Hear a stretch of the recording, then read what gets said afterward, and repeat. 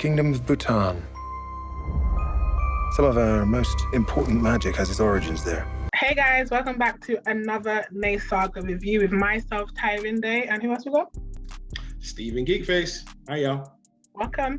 We are here to review the fantastic beast, The Secrets of Dumbledore. Yeah, we had a great opportunity to see it early thanks to VAMP UK and Warner Brothers. Let's get straight into this. I'm excited. I got my wand. I'm ready to.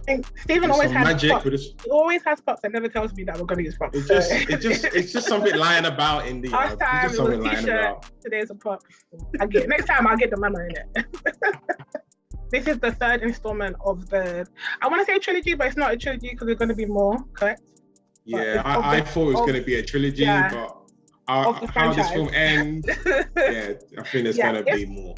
If it's a trilogy, it can't end like that. So it's not a trilogy of the franchise, I say. And let's start off with, I guess, things that we enjoyed about it. Because obviously Fantastic Beasts is originated from being about the animals and being about the beast. So I did like seeing some of the new beasts that we haven't seen. Yeah. There's a part in the film, you know, when you see it, you know what this means. But just make sure you swivel your hips as well, innit? It's not just... So I like the introduction of the new animals and the new beasts and stuff. Try and switch into what I didn't like about that. I feel like we needed more from the animals and stuff, because compared to the first one, which was, I feel like, as it was the introduction, it was more about the beast. So I feel like it kind of got lost along the way of number 2 and then number 3. But yeah, that was. I definitely agree with that. Yeah, they definitely missed. I don't know why it's even called Fantastic Beasts. It should just call The Secrets of Dumbledore. Just call it whatever. Just call it something else. Just call it Magic Fight. I don't know. Just give it another name. They're in it, but they're just once again side characters. Even though there was another animal that stole my heart, like was towards the end of the film, and did something at the end. I was like, you know what, we need more of you guys, man. Yeah, that was cute. That was a good moment. Some of the adventure elements, I did like it. Like they had this whole Dumbledore had this plan in the movie. Yes. We're gonna maneuver between this person and that person, confusion. I loved all that. I was intrigued. I was like, okay, because I was like, okay, where's this going? Well, I will say there were some characters I really loved. Dan Forager, I think his name is, who plays Jacob, who's the Muggle. My favorite person. I'm sorry to interrupt you, but I just want to say, if you don't look at me the way that Jacob looks at Queen, I don't want that love. I want the love. The way he looks at her now. But again, you know what? Speaking of love, there was a lot of love in this film. There was. I felt real relationship vibes going on throughout. It should have been called the love of Dumbledore, not The Secrets of Dumbledore. Yeah. There was a lot of love. Even there were certain scenes like there was, you know, when you're in a relationship and one of your partners having doubts about the relationship, and you need to reassure them.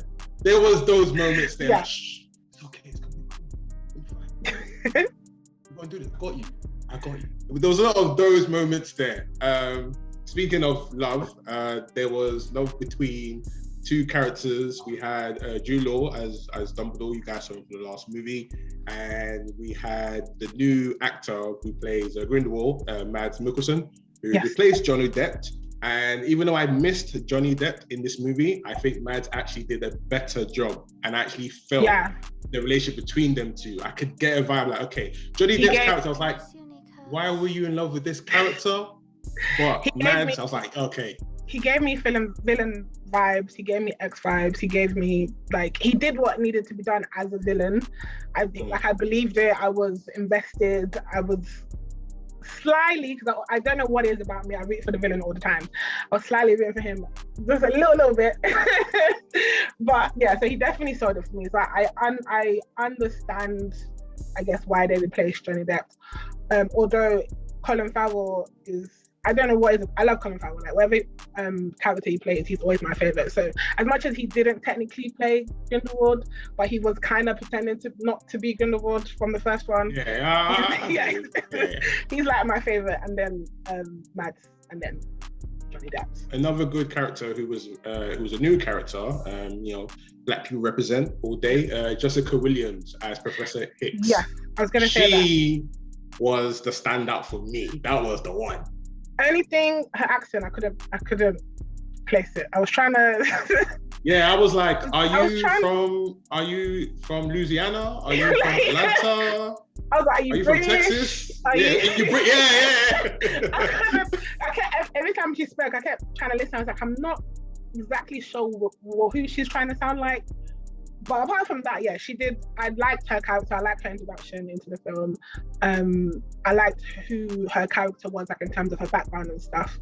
And she had like a couple, kind of fight scenes where she got to use her wand. So I do like her. And obviously, it's good to always see a Black person as a new character in such a big film. So I do love that for her. Good. Speaking of spells and dodging, I feel like once again the character new is just sidetracked in these films. Like, yeah, and I don't know because people don't find him interesting. I find him very interesting. He's almost like they haven't said it, but I'm like, is he autistic? He's on a spectrum. Yeah, I like that. Like in the wizard world, there's someone who's like, this is just too much. How will they handle it? I find that intriguing.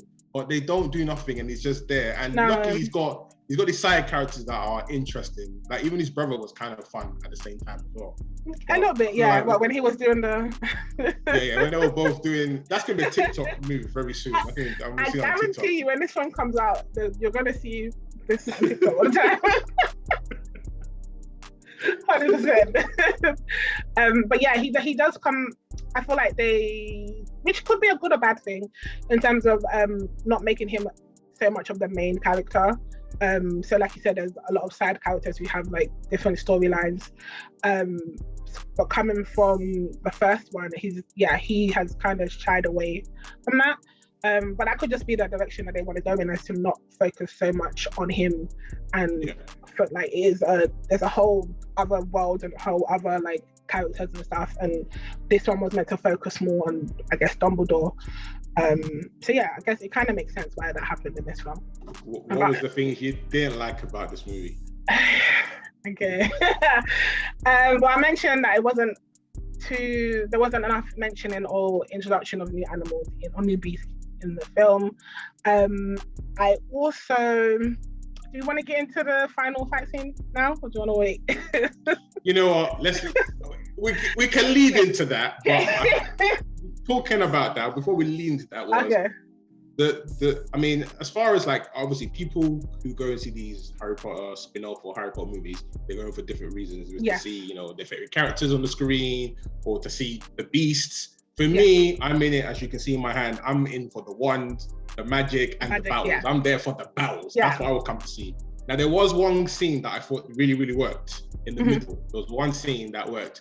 But they had been leading up for the two particular characters for their battle. And the whole time, we can't battle because we got a spell, we can't battle. And then when the gloves came off, I was like, okay. You literally said, Steven literally was like, okay, let's go. Like, he was ready. And it just went, I was like, oh, give me more. Like, there wasn't enough. It was just like a tease. Yeah, it's like, I did like what they gave us, but I just needed that extra, like, oh my gosh, like carnage, like gritty, like just, I know this is your ex whatever, but I just needed something more, basically. Yeah, there was a lot of anticlimactic scenes in this film. It was just we wanted more. Do you think they're gonna do as many as the Harry Potter films? So how many do you have? Like 8? Well, I don't know. I remember this film starting as just one film. Okay. And now we're on the third movie. Third one, and then I thought this was going to be a trilogy, but depending on how this one ended, I don't think so. So there's definitely going to be more. And I'm not even. I'm sorry. I'm not even like a hardcore Harry Potter fan. Don't judge me. I literally only watched all 8 films last year. Like I binged them because I had only watched the first 3, and then I just never watched the rest. So I just wanted to watch it. And then I watched Fantastic Beasts, the 2 before this one, like last month. So I'm like a new introduction into this whole. Don't worry, you're forgiven. Don't worry. No, Thank you. But I did. No one's going to do any dodgy spells. Well, do any spells? Yeah, you're forgiven. So, what do you rate this film after everything we've just discussed? Yeah, after everything. Oh, firstly, before we go to the rating, as I said, as a newly Harry Potter Fantastic Beasts fan, I didn't know Dumbledore was gay. Didn't? No, didn't. I had no idea. When he said that he was in love with my man, I was like, I kind of looked around. I was like, is this common knowledge? Is everyone? Yeah, because you know, it's no one even bare eyelids. They were just like, all right, cool. It's about time you came out. You know, it's about time. You know. I know. It's just me that you know. I was like, okay. Well, you know, if people had told me this sooner, maybe I would have watched this sooner. I was like, okay, I'm here for it. I appreciate the queerness in the franchise. Having said all that, my rating for Fantastic Beasts: Secrets of Dumbledore, I would give it a solid 7 out of 10. Wow. We are on agreement on the rate. I will also give it a 7 out of 10. Like I said, I enjoyed it. Then the last one upset me. I was just like, what is this? Yeah. You gotta just squeeze in the franchise. But this one, it was an improvement. But however, I wish they just did more. There was something that could have made it more epic. And I'm giving them the benefit of the doubt because, you know, of production. We had the whole controversy with Johnny Depp and things had to change, COVID and all sorts, that they're saving all the goodness for the next movie. So guys, what did you think of this movie? If you have seen it, let us know in the comments down below. Where do you rank these movies? Like I said, we're ranking this one in the middle, and the first one is the first one, and the second one as the last one. Let us know in the comments down below as well of that as well. What are you expecting to see for the next ones? Let us know in the comments down below. And do you agree with our ratings? Let us know in the comments down as well. T, where can they find us? Well, don't forget to like, comment, subscribe on all our channels. You can find us on Twitter, Instagram, YouTube, NNESAGA. We are literally everywhere. Even TikTok right now. We might even be doing the dance on TikTok. We might be doing this soon. We actually should do it. Maybe we should start a trend. I think. Start a trend. So once you see the film, you know what this means, isn't it? So don't forget to follow us, find us everywhere, and we shall be back with another review. Do not forget, we are NNESAGA. You're not swivelling properly. I'm swivelling like you're swivelling. I don't believe you are.